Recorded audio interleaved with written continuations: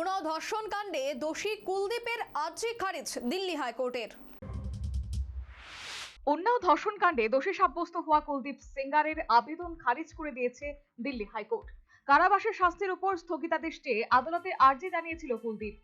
বিচারপতি রবীন্দ্র দুদেজা সোমবার সেই আবেদন খারিজ করেন।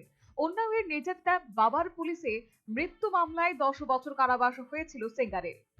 সেই শাস্তির উপর স্থগিতাদেশ চেয়েছিল সেঙ্গার। কেবল ধর্ষণের অভিযোগ নয়, 2017 সালের ঘটনায় ধর্ষিতার বাবাকে পুলিশি হেফাজতে হত্যারও অভিযোগ উঠেছিল বাঙ্গের বউ কেন্দ্রের 4 বারের বিজেপি বিধায়ক কুলদীপ সিং সেঙ্গারের বিরুদ্ধে। যদিও বর্তমানে দল থেকে বহিষ্কৃত কুলদীপ, ওই মামলায় 2020 সালে 13 মার্চ নিম্ন আদালত কুলদীপকে 10 বছর সশ্রম কারাদণ্ড এবং 10 লক্ষ টাকা জরিমানা নির্দেশ দিয়েছিল। কুলদীপের ভাই অতুল সিং সেঙ্গার এবং আরো 5 জনের 10 বছর কারাবাসের সাজা হয়েছিল। এই সাজায় স্থগিত করার আবেদন জানিয়েছে সেঙ্গারের আইনজীবী।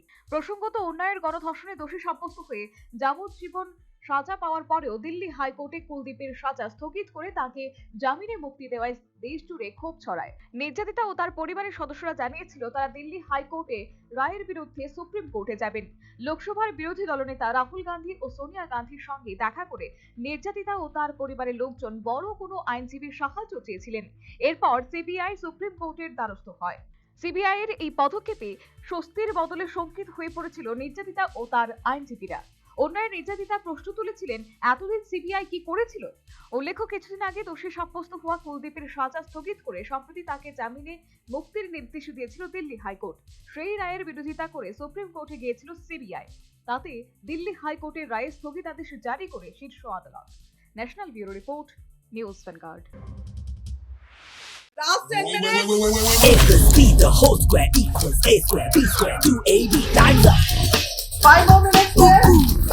I've got so much time and peace of mind.